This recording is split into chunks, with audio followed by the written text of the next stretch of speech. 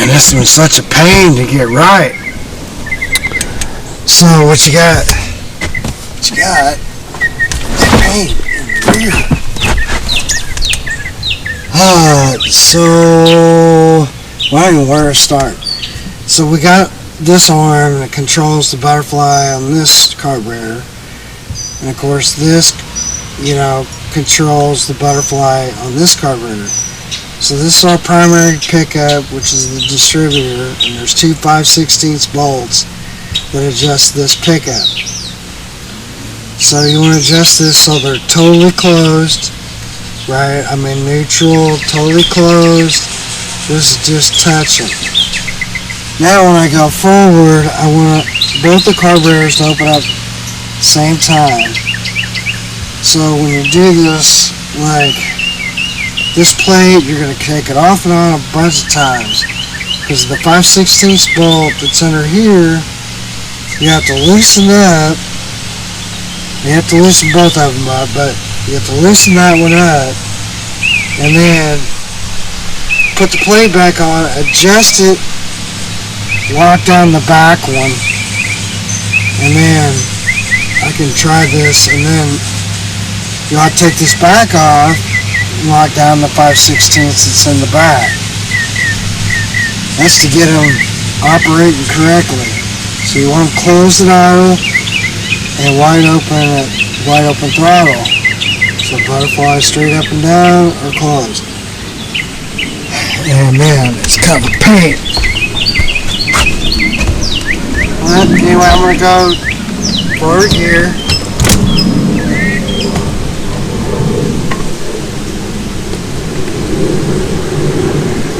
They're pretty wide open. It's weird that they don't until there.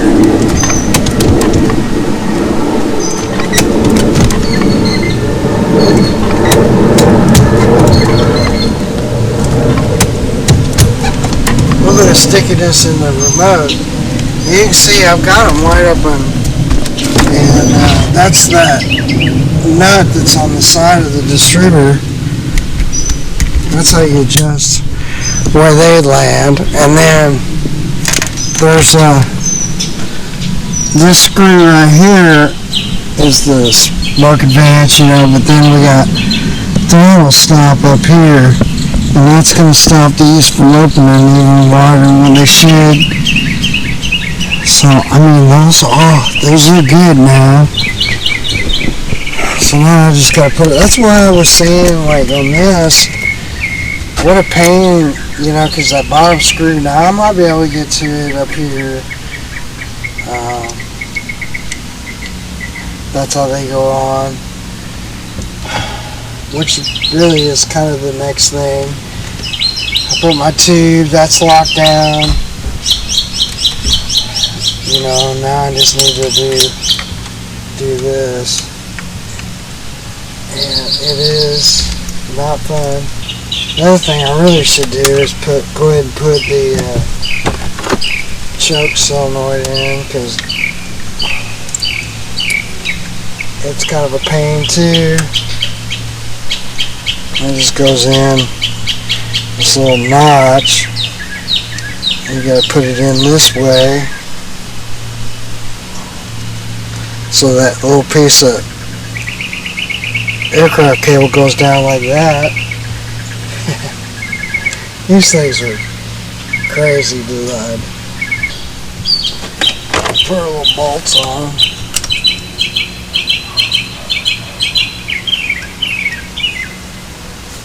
See, even if you have this one on, then it's kind of in the way, and it's really hard to get like a float on. So the needle valve is on top of these carburetors. So I need to have 3A's.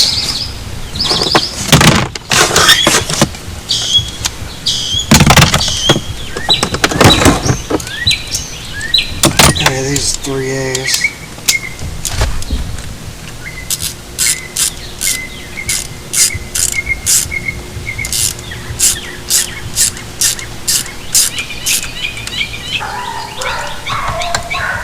Come on. Here it goes.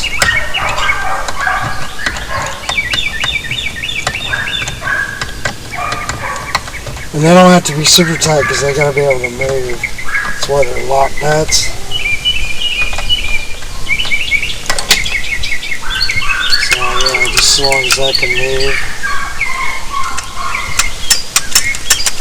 Yeah, that's probably good.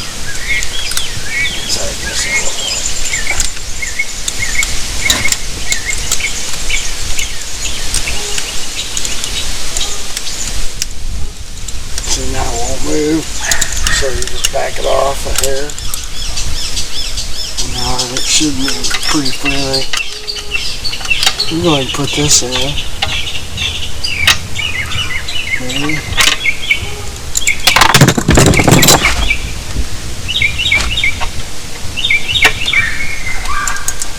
So now I plunge it. So that's moving pretty decent. Although the bottom one I think that moves slight.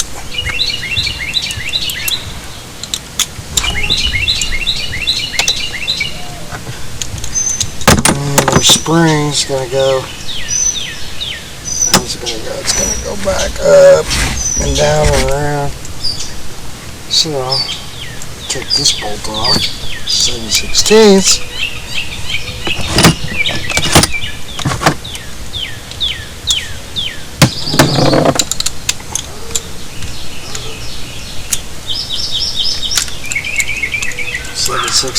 And there's a little roller thing here. Oh, little roller thing, so that's got to go on.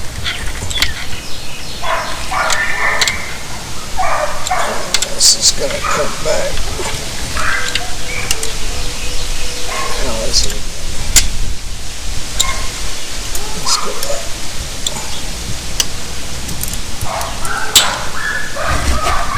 So it gives it tension.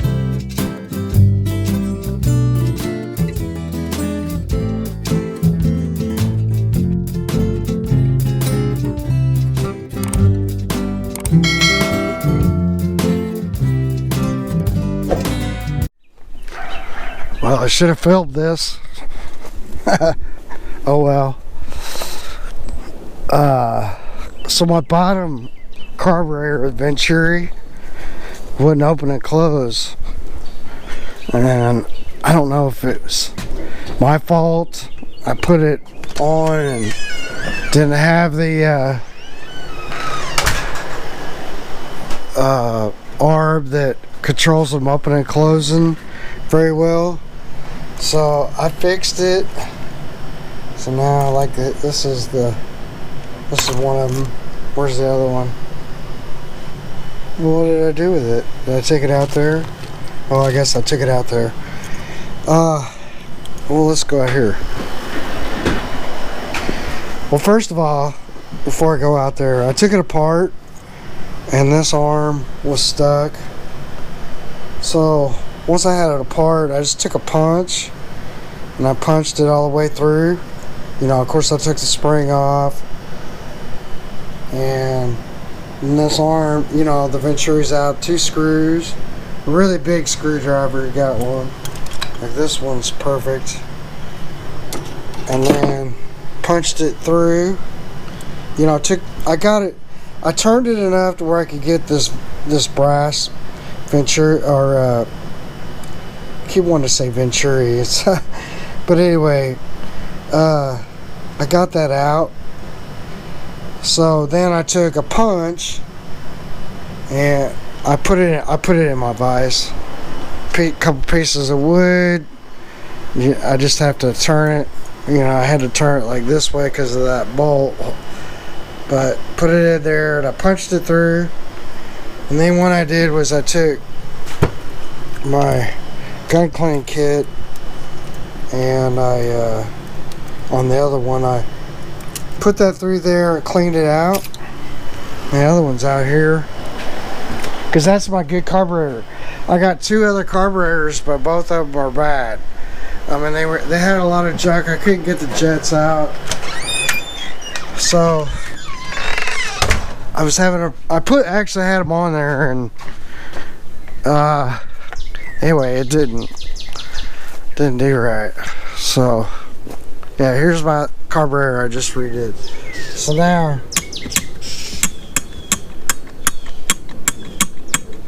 anyway, that's turning good.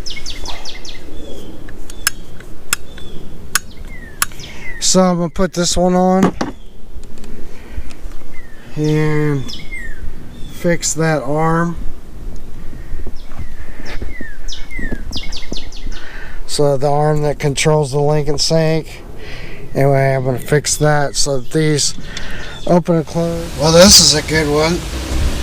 So that bottom Mercury got kind of, I don't know if it got bent. It's pretty weird. I never had this happen before. Basically, yeah, anyway, I was telling you guys I punched that out, cleaned it out, put the other Mercury from another carburetor in there. I keep calling it a Mercury. I don't know why I keep calling it a Mercury. That's pretty weird. But anyway, your butterflies. Get Mercury stuck in your head, but the butterflies, anyway, they weren't open and closing. So I put, I'm kind of taking a rest for a minute because this has been crazy. Anyway, yeah, I may still take it off because I gotta get that stupid front piece on there. I forgot that. It's a lot easier if the carburetor's out. So yeah, you want to put your carburetor piece back on, I think. It's bad because you can't hardly get down there to hold the bolt. There's a bottom bolt goes through. It's got a spring and a screw and a bolt on the backside. So down here, it's really hard to get on. I don't know, you know, it'd be a lot easier to take the bottom one out again, put that plate on there. You got these little deals, you know, they just slide in this little groove, and then the screw holds these guys on.